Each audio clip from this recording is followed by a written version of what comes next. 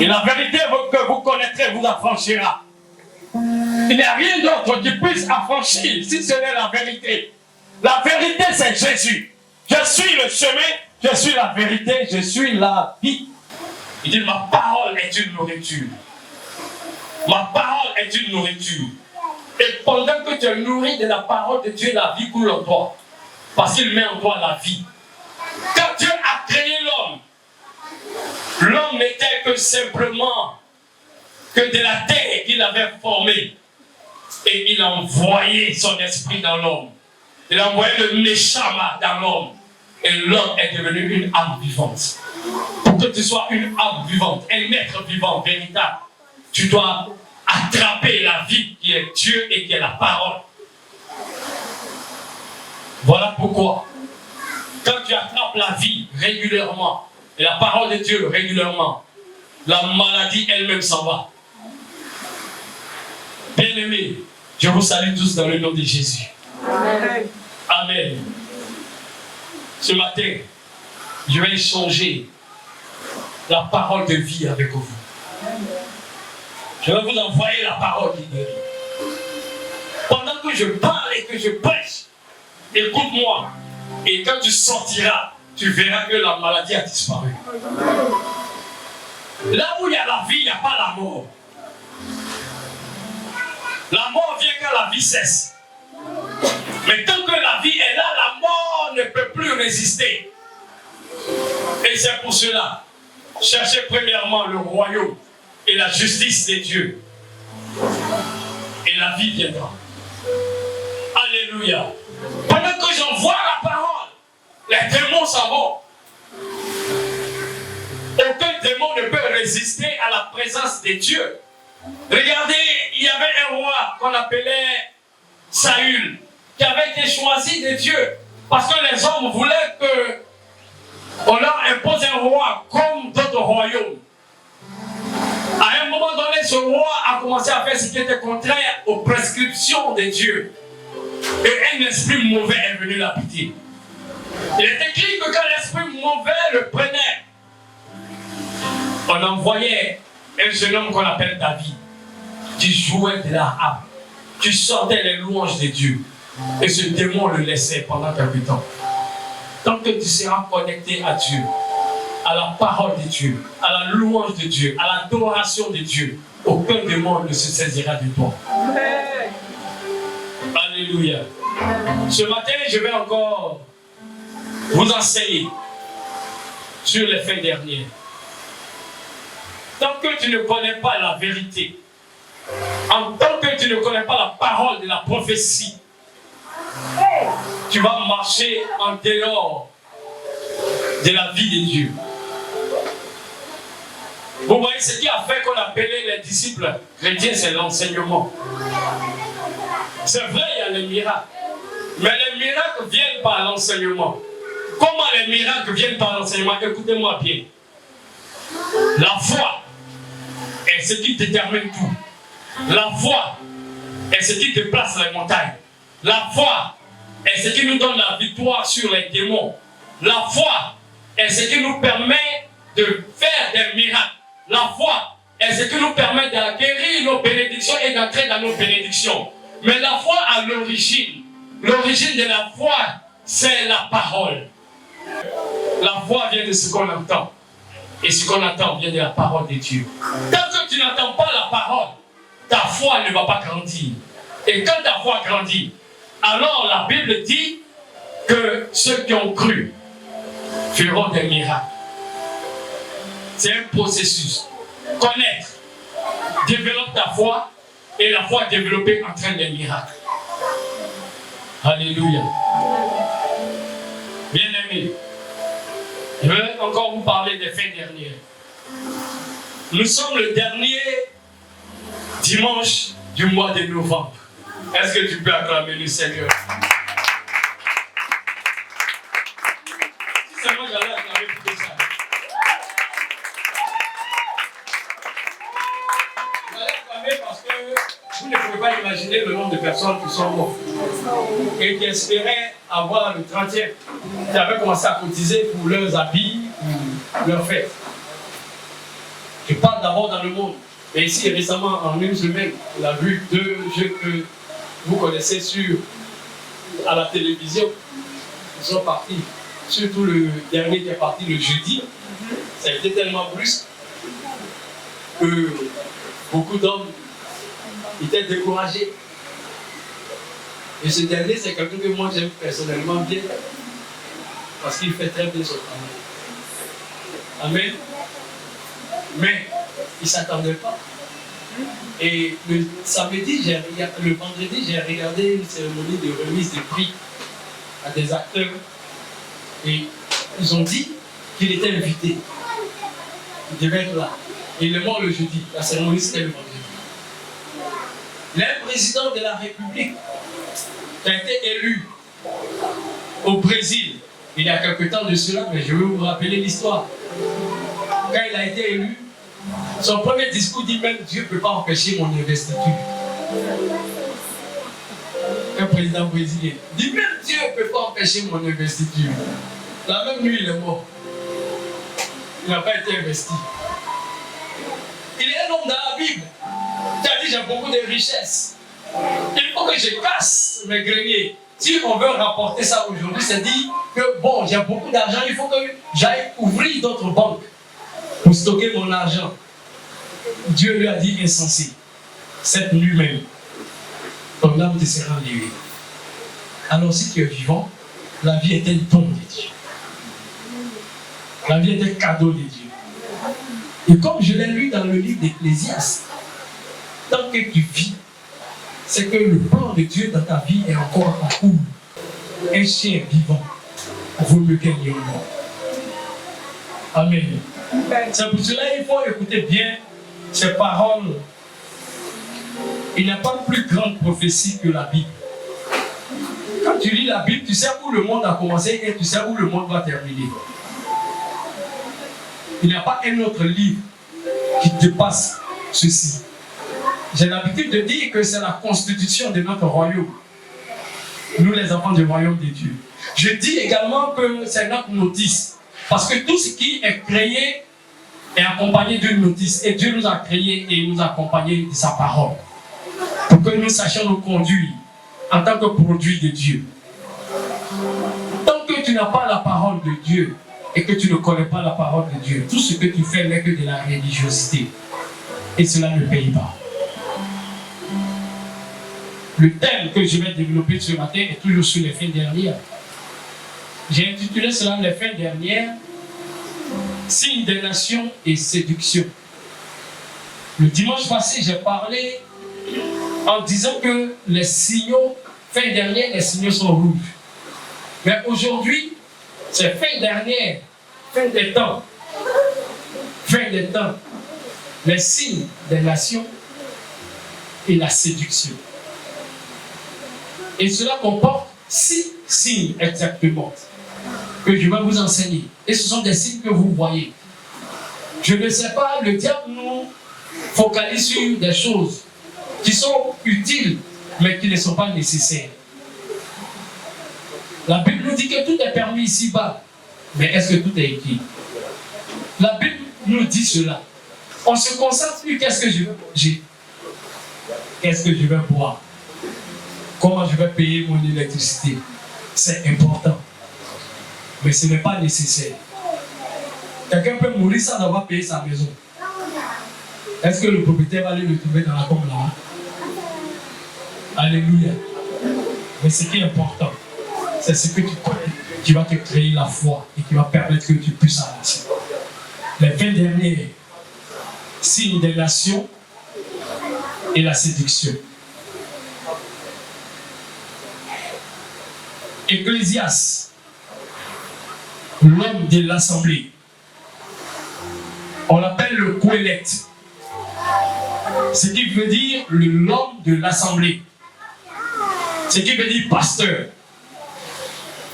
Le Qoéleth qui nous enseigne dit il y a un temps pour toutes choses. Il y a un temps pour naître, et puis il y a un temps pour... Et ça seulement devrait nous suffire. Parce que si tu es né, c'est la première étape, sache qu'il y a la mort qui est devant. Amen. Et quand tu as Dieu, tu n'as pas peur de la mort. Surtout quand tu es apprêté, quand tu t'apprêtes chaque jour avec Dieu. Amos, au chapitre 4, dit ceci.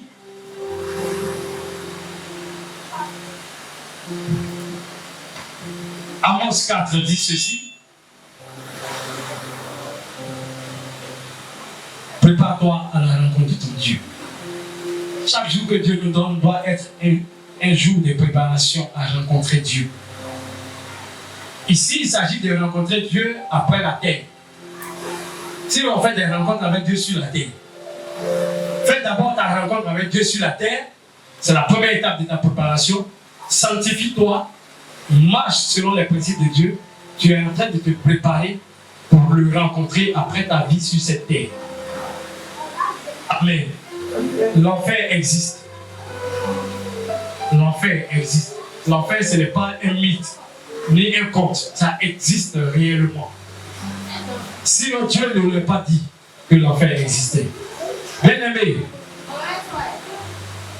la fin des temps. Je vais lire la Bible maintenant, le texte que j'ai choisi. Matthieu 24, 42 à 44. Matthieu 24, verset 42 à 44. Il est écrit, veillez donc. Écoutez-moi, veillez donc, puisque vous ne savez pas quel jour votre Seigneur viendra. Sachez-le bien, le maître de la maison, si le maître de la maison savait à quelle veille de la nuit le voleur doit venir, il veillerait et ne se laisserait pas percer sa maison. C'est pour cela, vous aussi, tenez-vous prêts, car le Fils de l'homme viendra à l'heure où vous n'y penserez pas. Je relis. Veillez donc, puisque vous ne savez pas quel jour votre Seigneur viendra. Sachez-le bien, si le maître de la maison savait à quelle veille de la nuit le voleur doit venir, il veillerait et ne laisserait pas percer sa maison. C'est pourquoi, vous aussi, tenez-vous prêts, car le Fils de l'homme viendra à l'heure où vous n'y penserez pas. Amen. Notre Père, je veux simplement être une bouche pour parler à nos cœurs. Voici tes enfants devant toi. Parle-leur, enseigne-leur, afin que Père, ils soient prêts, que ce soit pour la mort ou pour l'enlèvement, et que ton nom se soit béni. Merci Seigneur, au nom de Jésus. Amen. Le texte nous dit de veiller. Dans le mot veiller, il y a le terme surveiller. Quand on dit surveiller, c'est veiller sur. C'est-à-dire s'apprêter. Dans le terme veiller, il y a ne pas dormir. Dans le terme veiller, il y a faire attention aux choses. Faire attention à la manière dont tu marches. Faire attention à la manière dont tu parles. Faire attention à la manière dont tu vis. Veiller, c'est encore t'assurer que tu es encore en communion avec Dieu. C'est t'assurer que ce que tu fais, Dieu l'approuve. Veiller, c'est t'assurer que tu es totalement dédié à Dieu. C'est ça, veiller. C'est vrai, on dit on fait des veillées. C'est également rester tout le temps pour prier. Mais le mot veiller, ce sont ces termes-là que je viens de vous dire. Faites attention. Veillez sur les choses. Regardez, est-ce que vous êtes prêts?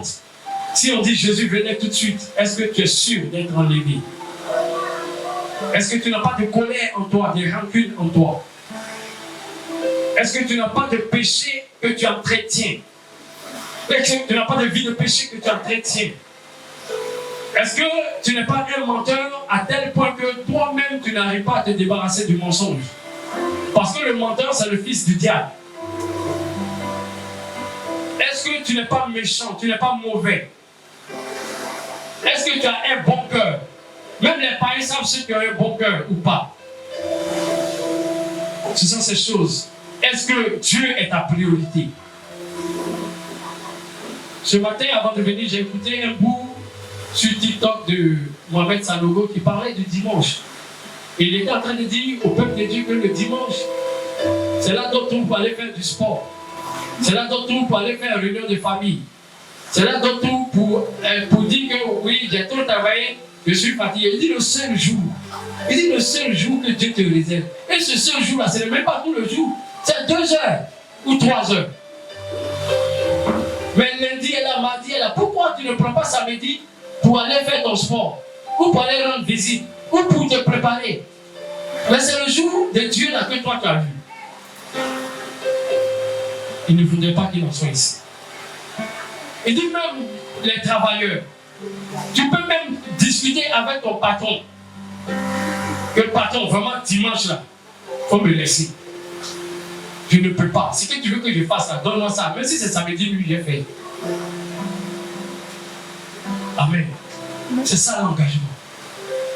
Moi aussi, j'ai travaillé. Et le dimanche, il était sacré. Il m'a dit de venir travailler dimanche. J'ai dit, si c'est ça, vous me renvoyez. Parce que je suis pasteur, je ne peux pas venir travailler dimanche. Le dimanche, il y a le soir, il y a l'après-midi. Tu peux venir me dire d'aller travailler. Et je vais venir. Et on m'a laissé tranquille. Jusqu'à ce que je quitte la montagne. Ayez l'audace sur vos dimanches. Bref, c'est ça aussi veiller. C'est ça aussi veiller. La Bible nous dit de veiller parce qu'on ne connaît pas quel jour le Seigneur va venir.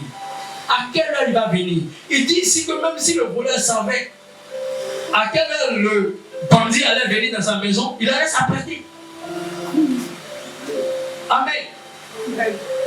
Et je vous le dis, parce que c'est tellement vrai que quand j'étais à Bobo-Doumé, j'étais encore jeune. Sachez que dans ma jeunesse, là, en tout cas, j'ai fait aussi. Armation, tout ça. Donc, j'avais une certaine confiance en moi. J'étais tellement peureux au primaire qu'à partir de la 6e, je me suis lancé dans les arts martiaux. Mais ça m'a desservi aussi. Parce que je suis devenu quelqu'un qui aimait se battre. Amen. Donc, me souvenant de mes anciens arts martiaux de son temps, j'étais là une nuit, j'attends ma porte à Baudouin. Je suis sorti. Et puis, je me suis mis devant la porte. Et puis, je me suis mis devant. Quand il était en train de faire cri, moi-même, doucement, j'ai enlevé la clé. Puis, j'ai ouvert la porte. Il m'a vu, nous deux, on était face à face. Coup de pied, il lui a donné. Son couteau, cette tapette qu'il avait porté haut. Et puis, je l'ai poussé, j'ai tapé.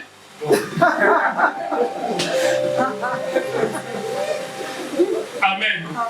Et passer ça de l'enregistrement. Bon.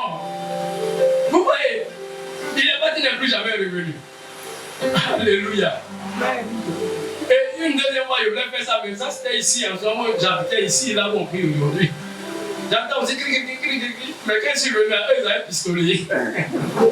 Donc j'ai soulevé mes bras doucement. Tu sais à quelle heure il va venir.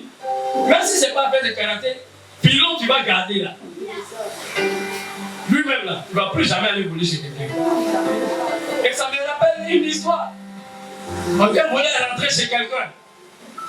Et quand il passait, la maison était faite de temps qu'il y avait un couloir. Quand il passait, il avait vu un gros pilon. Et puis, il est passé. Il allait prendre la télé au retour, il ne voit plus le pilon. Dans le noir. Lui, il a commencé à dire, c'est pas à cause de télévision là que tu vas me tuer. Regarde, je vais déposer ça. Je vais déposer. Lui seul, il est sorti de parti. Parce que là, il ne savait pas où le gars était positionné pour l'assommer. C'est comme ça que Dieu veut que nous veillions. Tu dois surveiller. Comme ça, tu es prêt. Dans Matthieu 25 au verset 13, il est écrit, veillez donc, puisque vous ne savez ni le jour ni l'heure. Bien-aimés, on se laisse trop distraire à cause de nos problèmes. Bon, je ne dis pas nos problèmes à cause des problèmes. Parce que le problème ne t'appartient pas. Amen. Les problèmes peuvent venir, ça peut être des épreuves que Dieu te donne pour voir ta foi. Mais toi, tu pleures. Et puis, hop, tu enlèves tes deux pieds dans la sanctification. Il y a un temps pour toutes choses. Quand un problème vient, il y a un temps où le problème vient et il y a un temps où le problème part. Donc, focalise-toi sur ton Dieu et le problème va partir. Alléluia. Il faut veiller. Mais comment tu dois veiller? Dans la prière, dans l'assiduité au programme de Dieu. Il faut être assidu. Dans cette commission, beaucoup ne savent pas lire. Mais quand tu ne sais pas lire, il faut venir au moins écouter. Écouter. Et à la maison, écoute. Écoute la parole de Dieu. Plus tu vas écouter, plus ta foi va se former. Tu peux écouter la Bible. Tu mets dans tes oreilles et puis la Bible te parle. Même si tu dors, la Bible est en train de te parler. C'est un mystère. C'est un mystère. Le pasteur Yonggi Cho, qui a eu la plus grande église à Séoul, en Corée du Sud, de prière. Et les gens allaient là-bas pour prier. Mais lui, il était tellement attaché à la parole. Pourquoi? Parce qu'il était un bouddhiste. Et il était malade, il avait le cancer. Et il y a une jeune fille, c'est à cause de ça, je ne dis pas forcément les jeunes filles évangélisées. Une jeune fille insignifiante. Elle n'était même pas de sa catégorie. Une servante. Chrétienne. Elle allait le trouver. Et puis elle a eu pitié du monsieur en évangélisation. Le monsieur lui a dit, dans 3 mois je vais mourir. Le docteur m'a déjà dit. Donc ce que je dois faire, je dois manger tout ce que je veux, prendre du plaisir, parce que je vais mourir dans 3 mois. La fille a commencé à couler les larmes, elle a eu pitié de lui. Et puis elle lui a donné une Bible. Elle dit, il faut lire la Bible. Au moins si tu meurs, tu es en paix avec Dieu. Mais lis la Bible. Et qu'est-ce qui va se passer? Il a commencé à lire la Bible depuis Matthieu. Avant qu'il ne finisse Matthieu, seulement 28 chapitres. Il s'est senti bien. Il est parti à l'hôpital, on dit que le cancer a disparu. C'est comme ça qu'il est devenu chrétien. La parole de Dieu. Tu es malade, tu pleures. Mets la parole de Dieu dans tes oreilles. Dieu passe par plusieurs moyens pour se glorifier. Amen. Lis. Il dit que ce livre ne se noie pas de ta bouche. Lis la parole. Viens à l'église. Participe à l'évangélisation. Autour de toi, parle de Dieu. Apprends à parler de Dieu que d'apprendre à critiquer. Amen. Tu t'occupes de la vie des gens. Ça change quoi à toi ta vie? Ça perd, tu perds ton temps. Aujourd'hui, il y a un nouveau phénomène que le diable a envoyé. TikTok. Facebook. Facebook. La face de boue. Alléluia. Facilement, tu peux faire 3 heures dessus sans t'en rendre compte. 3 heures. Mais c'est 3 heures de ta vie qui sont parties. Il y en a même qui font toute la journée. Il y en a même à cause de ça, quand ils n'ont pas connexion, ils sont dans tous leurs états. Hey, est-ce que je peux avoir ça pour me connecter? Hey, je peux avoir 200 pour me connecter? Connexion, connexion, connecte. Amen. Connecte-toi à Dieu.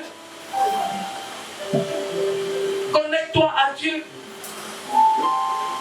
Je n'ai jamais vu quelqu'un qui s'intéresse à l'histoire d'Abraham, à l'histoire de Joseph, à l'histoire de David. Même dans les films, c'est rare de voir un film de David, etc. Bien-aimés, attachez-vous à Dieu. Les temps sont mauvais. Et c'est les temps mauvais là que je vais vous citer tout à l'heure. Est-ce que quelqu'un me suit? Le premier signe. Voici le premier signe que Jésus lui-même a donné. Il y a 2 catégories de signes, 2 grands groupes de signes. Il il y a les signes des nations et de la séduction. Et il y a les signes individuels. Les signes sur les hommes. Les signes individuels sur les hommes sont dans 2 Timothée 3, à partir du verset 1er au verset 5. Ça, c'est les signes sur les hommes. Les signes sur les nations, c'est ce que je vais voir ici, dans Matthieu 24, du verset 3 au verset 14. Il y a 2 signes, 2 grands groupes. Dans Timothée, vous allez voir, il est écrit que dans les derniers temps, les hommes seront. Les hommes seront. Ça, c'est ce qui touche directement aux hommes individuellement. Ils seront égoïstes, blasphémateurs, calomniateurs. Ils seront des gens qui ne vont pas aimer Dieu, qui aimeront le plaisir plus que Dieu. Quand tu vois ces signes, alors il s'agit du fait que tu es déjà dans les derniers temps. Mais Jésus, pendant sa vie, les disciples se sont approchés de lui. Et écoutez ceci. Il a dit, il s'assit sur la montagne des Oliviers et les disciples vinrent en particulier lui faire cette question. Dis-nous, quand cela arrivera et quel sera le signe de ton avènement et de la fin du monde? Les disciples savaient déjà que quelque chose allait se passer parce qu'ils étaient enseignés. Quels sont les signes de ton avènement? Je vous ai dit que l'avènement concerne le retour de Jésus-Christ. Quand dans la vie vous entendez avènement, ça veut dire quel jour il va venir. Maintenant il y a l'enlèvement qui va précéder l'avènement. L'enlèvement, c'est quand les gens vont quitter la terre et entrer dans les nuages. Les morts et les vivants. Comme c'est écrit dans le livre de Thessaloniciens. Amen. Maintenant, après l'enlèvement, il y aura l'avènement. Donc ici, il s'agit de savoir quel jour l'avènement va avoir lieu et quand sera la fin du monde. Déjà sur le terme la fin du monde, si Dieu dit qu'il y aura la fin du monde, c'est qu'il y aura la fin du monde. Donc n'écoutez pas les gens qui vont vous dire ouais, le monde ne va jamais finir. Ouais, vous avez vu, il y a les signes. Et Dieu nous a donné les signes. Donc si tu veux, malgré les signes, il ne faut pas croire. Il ne faut pas croire. C'est comme quand Dieu a dit à Adam, si tu manges, tu vas mourir. Le diable lui dit, tu vas pas mourir. Mais est-ce qu'Adam n'est pas mort? Non seulement spirituellement, mais physiquement. Alors, si Dieu dit, il y a la fin du monde, c'est qu'il y a vraiment la fin du monde. Donc faites vraiment attention à cela. Nous prêchons le plein évangile. Et le plein évangile, vous devez tout savoir. Alors, quels sont les signes de l'avènement et de la fin du monde? Premier signe, la séduction. Jésus leur a dit, prenez garde que personne ne vous séduise, car plusieurs viendront sous mon nom, disant, c'est moi qui suis le Christ, et ils séduiront beaucoup de gens. Il y a des gens qui vont dire qu'eux sont Jésus. Ici en Côte d'Ivoire, il y en a déjà. C'est vrai ou bien c'est faux? Quand Jésus disait ça, c'était à l'an 1. 2000 ans se sont écoulés. Nous, on voit ça. Les gens sont nés, ils sont morts jusqu'à notre temps. Mais Jésus avait dit, quand vous allez voir que quelqu'un va se lever, il va dire, ouais, Jésus c'était pour les blancs, moi je suis le noir pour les Africains. Je suis le noir pour les Africains parce que Jésus, comme il était blanc, c'était pour les blancs. Maintenant, Dieu a envoyé un Jésus pour les noirs. Il y en a. Ici même en Côte d'Ivoire. Donc, il a dit, quand vous allez voir ça, sachez que c'est un signe de la fin du monde. Glory. Alléluia. Et nous, on voit ça, tu vois, je vois. Aujourd'hui, à Facebook, leur visage même, on connaît. Ils disent sur Jésus. Est-ce qu'ils n'ont pas beaucoup de personnes qui les suivent? Hein?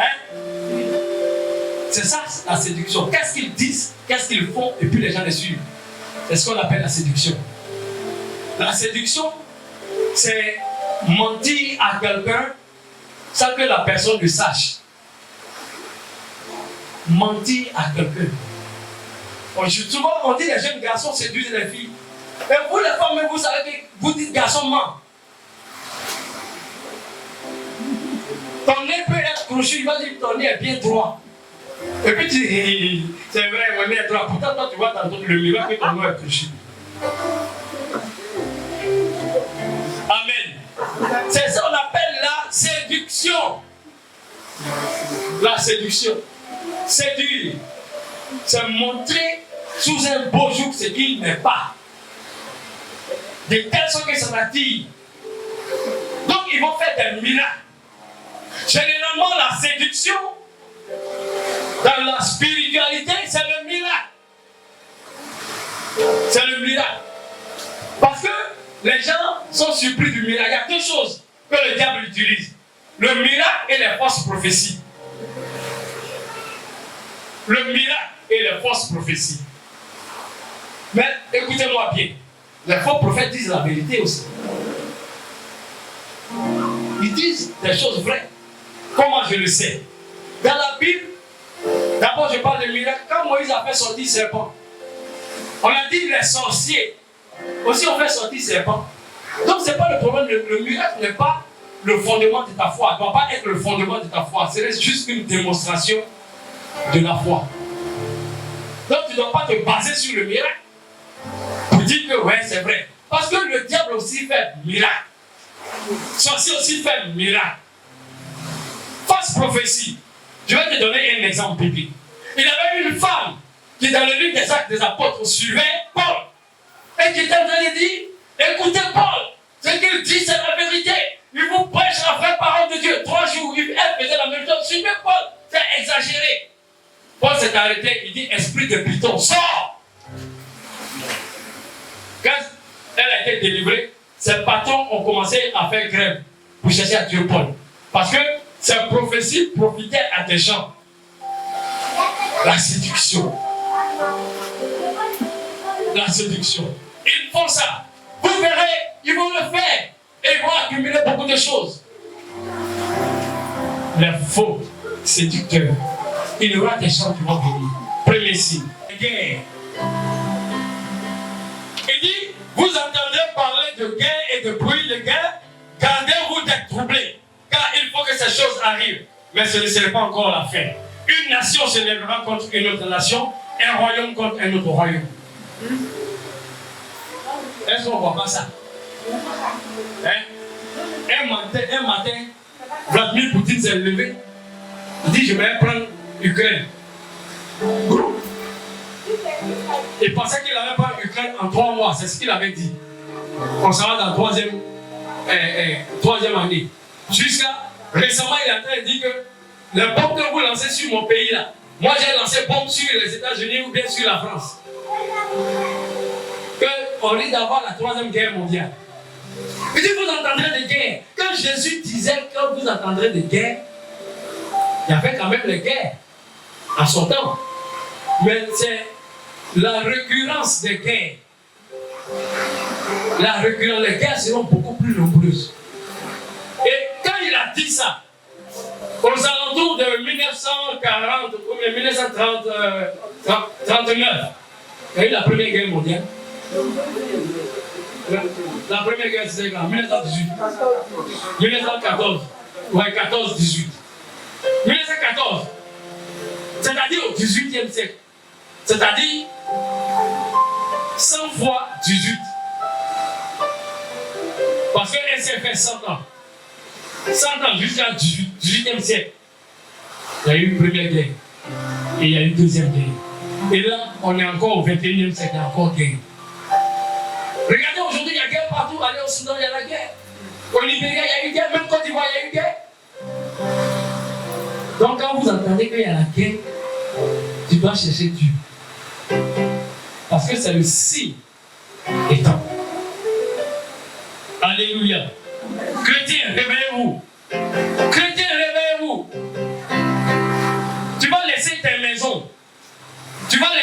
voiture. Tu vas laisser ta femme ou bien ton mari. Tu vas laisser tes enfants et aller rejoindre le Seigneur. Dans quel état tu vas rejoindre le Seigneur? Dans quelles conditions tu seras? Cet homme riche qui maltraitait Lazare, quand il est arrivé, il a dit, je souffre. Envoyez Lazare dire à mes parents. Dieu lui a dit que c'est pas Lazare que je l'ai envoyé, il y a le prophète. Ce matin, je suis un prophète, un ange de Dieu pour te parler. Pour que tu t'attaches à Dieu. Non pas que tu vas sortir d'ici et puis aller mourir, non. Mais quelle que soit la durée de ta vie, tu vas finir par mourir. Alors, mieux vaut t'attacher à Dieu. Que tu sois un enfant, un jeune, un vieillard, tu vas mourir. Aujourd'hui, même les jeunes meurent plus que les vieux. C'est aussi un autre signe. Parce que les jeunes sont tellement attachés au péché qu'ils ne tuent pas. Alléluia. Troisième signe. Les signes de la nature. Il dit il y aura en divers lieux des famines, des tremblements de terre. Tout cela ne sera que le commencement. Des famines et des tremblements de terre.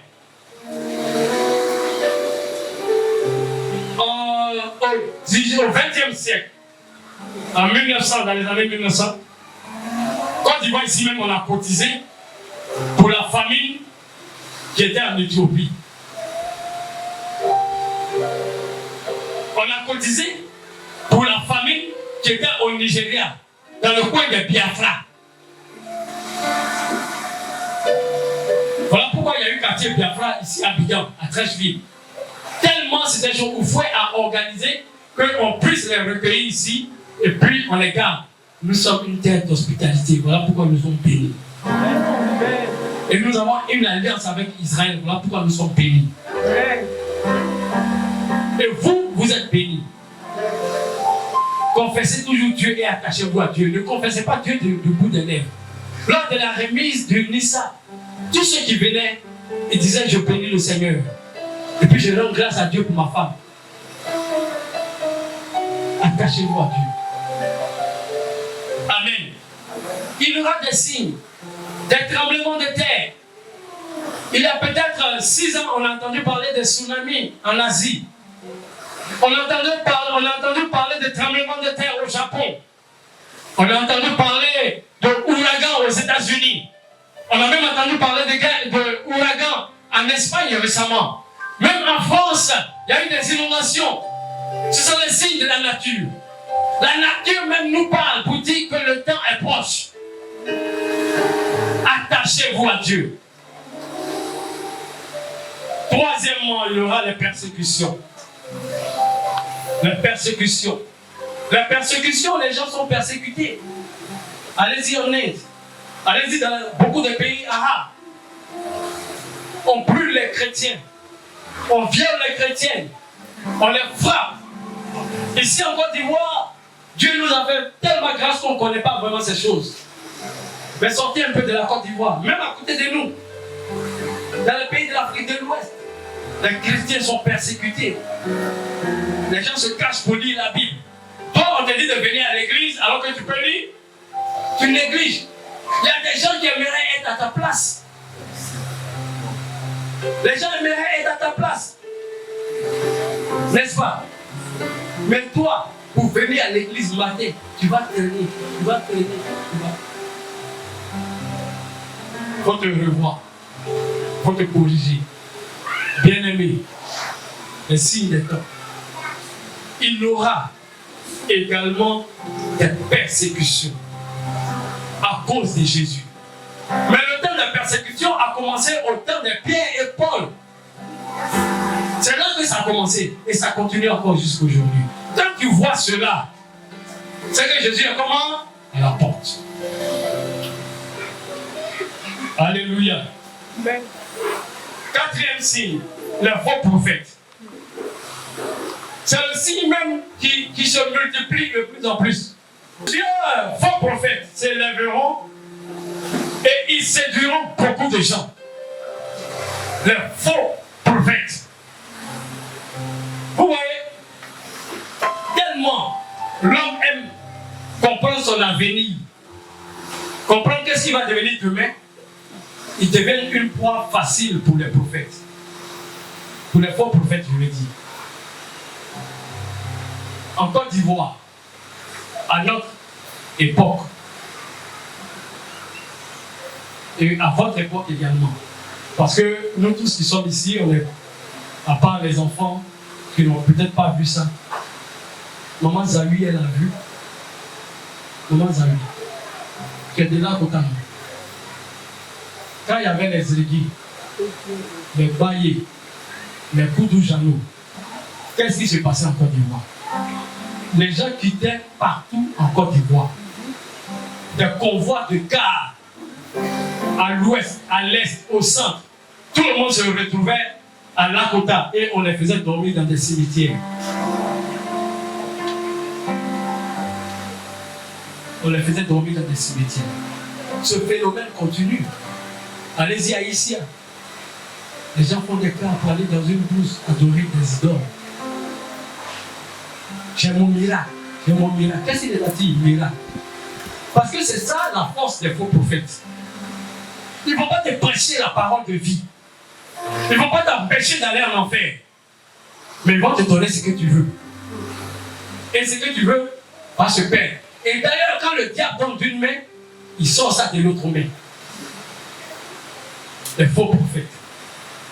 La Bible nous dit, comme le temps est un peu parti, je ne vais pas lire, dans Matthieu 13, 24, il dit que pendant que les gens dormaient, il y a un ennemi qui est sorti et qui est venu dans le champ et qui a planté de l'ivraie.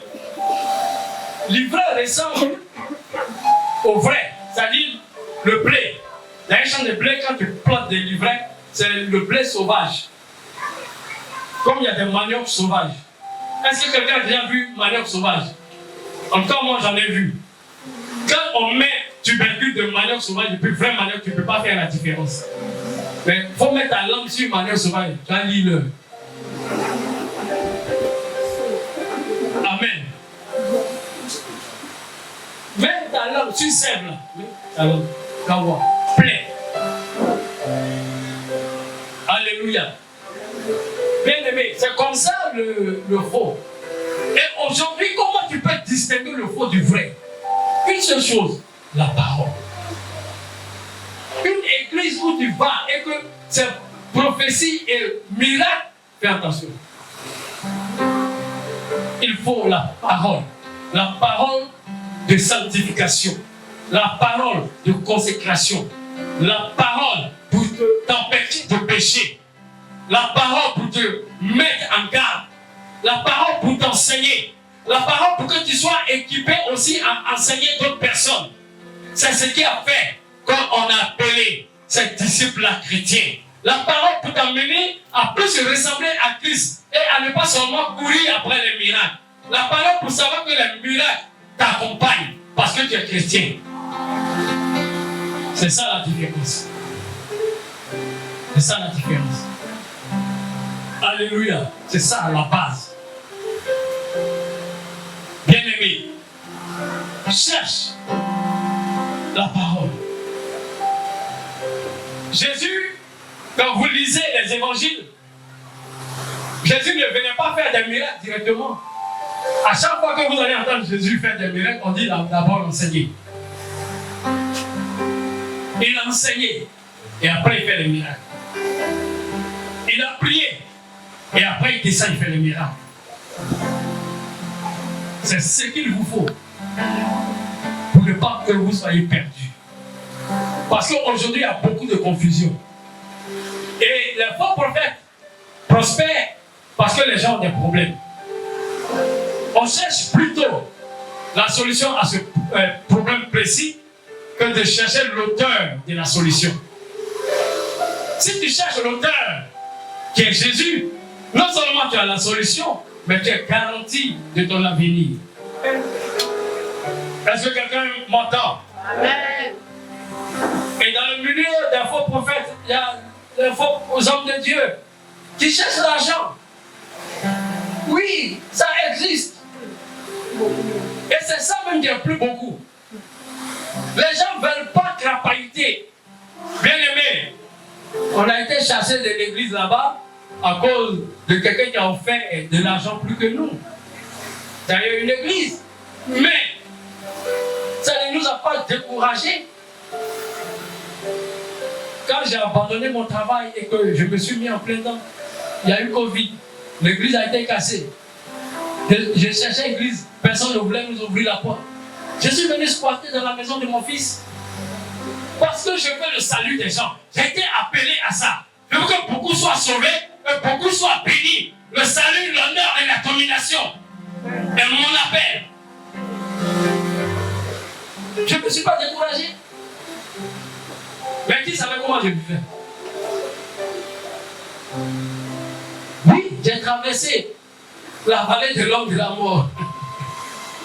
Et je n'ai pas craint de mal. Alléluia. Mais beaucoup de jeunes ne veulent pas ça. Il suffit qu'ils prient pour que quelqu'un prie, la personne de... C'est fini, ça va faire son église. Ça va faire son église. Et puis, il y a le mal de tête est parti. Et ça va faire son église. J'ai mon fils qui allait jouer dans une église ici même au nouveau quartier. Lui-même, il quittait la veille de il dit, papa, plus jamais je vais aller jouer dans ce genre d'église. Le pasteur leur disait, demain je dois payer mon billet d'avion. Venez cotiser, celui qui ne cotise pas, je le motive. Va à la maison, va prendre l'argent de l'enfant. Sur la malédiction, la colère de Dieu demeure sur toi. À côté de nous ici. Et il dit que le gars même, il ne connaît même pas une parole de la Bible.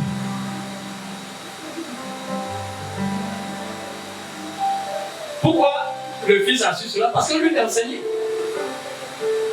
Mais quand tu n'es pas enseigné, tout ce qu'il va te dire là, c'est vrai. Allez-y pour l'éternel. Parce que l'éternel est mon berger. Un mouton, c'est l'herbe et bout. Allez, faites bé. Et puis vous sortez, vous rampez, bé, bé, bé. Toi, l'homme, tu fais bé. Et puis ça ne dit rien.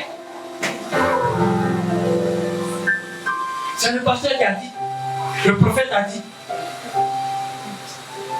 Vous-même, il y a des choses, aujourd'hui peut-être je parle, vous faites rétrospective.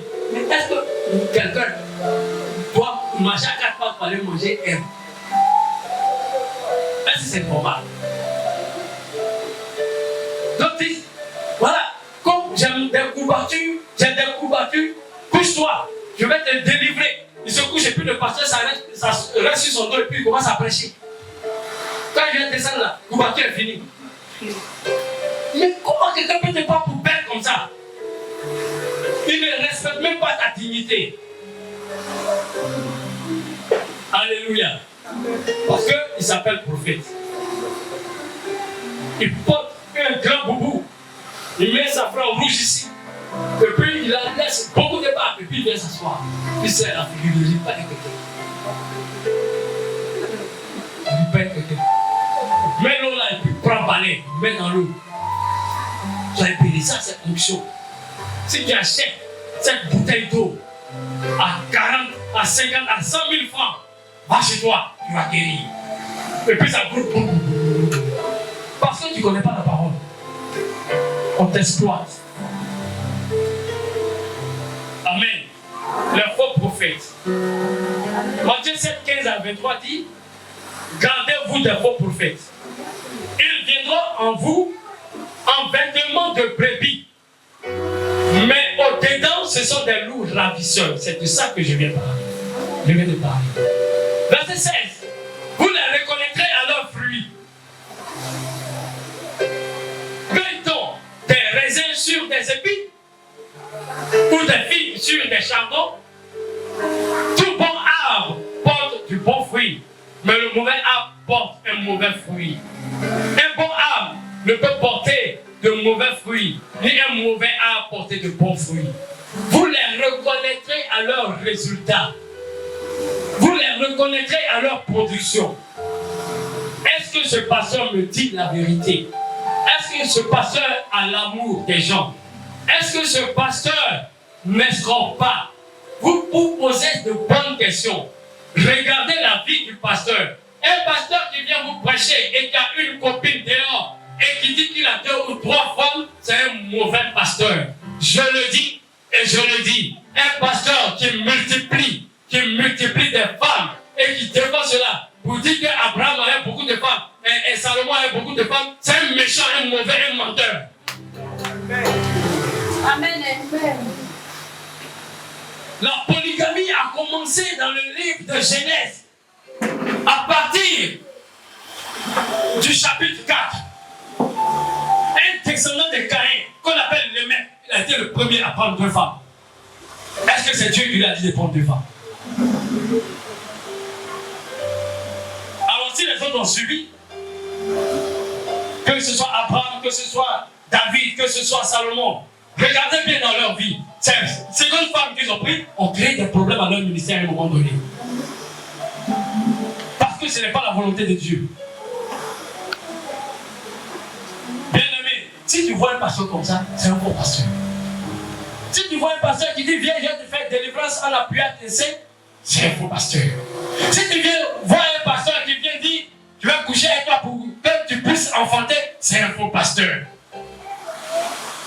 Dans la Bible, vous avez vu qui coucher avec une femme pour qu'elle enfante. C'est parce que tu ne lis pas la Bible. Un pasteur qui tape sur tes fesses, c'est un faux pasteur. Amen. 300 000, 400 000, comme autant d'épaules. Les gens se donnent à Dieu. Les gens se donnent à Dieu. Toi, tu es déjà dans Dieu, mais Dieu va aller te donner au monde. Ah. Tu dois être de ceux-là qui attirent les gens. Alléluia. Amen. Dieu t'attend pour revenir. Il attend. Peut-être que c'est toi qui as prêché la dernière parole et puis un coup tu as fini, tu as enlevé même à un de monsieur. Ou la dame. Le brigand à la croix, il a tué les gens. Il a fait de mauvaises choses, violé, tué. J'imagine tout ce qui est mauvais il a fait. Mais quand il était à la croix, il a dit Seigneur, souviens-toi de moi. Jésus lui a dit quoi? Tu places là. On sera où? Au paradis. Paradis existe. Enfer aussi existe. Donc ne t'amuse même pas. Ne t'amuse même pas. Il y a un homme qui me disait la dernière fois, mais si paradis existe, et moi-même j'ai l'habitude de dire ça aussi, que je marche bien, puis je suis mort, je vais au paradis. Mais si le paradis n'existe pas, et que j'ai bien marché, et que je suis mort, mais je me rends où tout le monde s'en va. Est-ce que vous comprenez? Si il y a un lieu où tout le monde va, chrétien ou païen ou quoi, parce que le paradis n'existe pas, et qu'il y a un homme dernier là-bas aussi. Mais si jamais le paradis existe, et que l'enfer existe, quand tu as mouru, allez à l'enfer. Cela ne sera pas ta portion de Jésus. Que Dieu vous bénisse. Veillez, puisque vous ne savez ni l'heure ni le jour. Veillez et priez pour ne pas que vous soyez tombés en tentation. C'est sur ces mots que je termine. Que Dieu vous bénisse. Amen.